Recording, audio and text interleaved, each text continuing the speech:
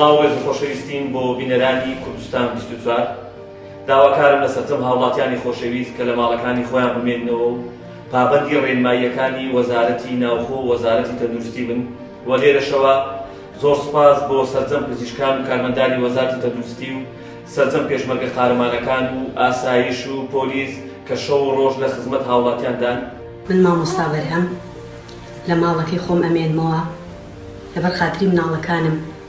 لەبەر خاتری ئازیزانم، لەبەر خاتری قوتابی خۆشەویستەکانم، لەبەر خاتری ئەو دکتۆرە بەڕێزانەی کە پێمانەوە هیلاکن، لەبەر خاتری هێزەکانی ناوخۆ و ئاسایش و پۆلیس، لەبەر خاتری کەناڵەکان، لەبەر خاتری پەیامنێرە بەڕێزەکان، لەبەر خاتری هەموو ئەوانی کە پێمانەوە هیلاکن. بۆیە نامەوێ ئەرکێکەوە زیاتر بکەم لەسەریان، ئەرکەکە زیاکەین لەسەریان، پێویستە لە ماڵەکانی خۆمان بمێنینەوانێ و وەک نووسەرێک پشتیوانی خۆم بۆ بانگەوازەکەی بەڕێز سەرۆکی حکوومەتی هەرێمی کوردستان و هەردوو وەزارەتی تەندروستی و ناوخۆ دەردەبڕم و داوا لە هاوڵاتیانی خۆشەویست دەکەم کە پابەند بن بە ڕاستپاردە و ڕێنماییەکانەوە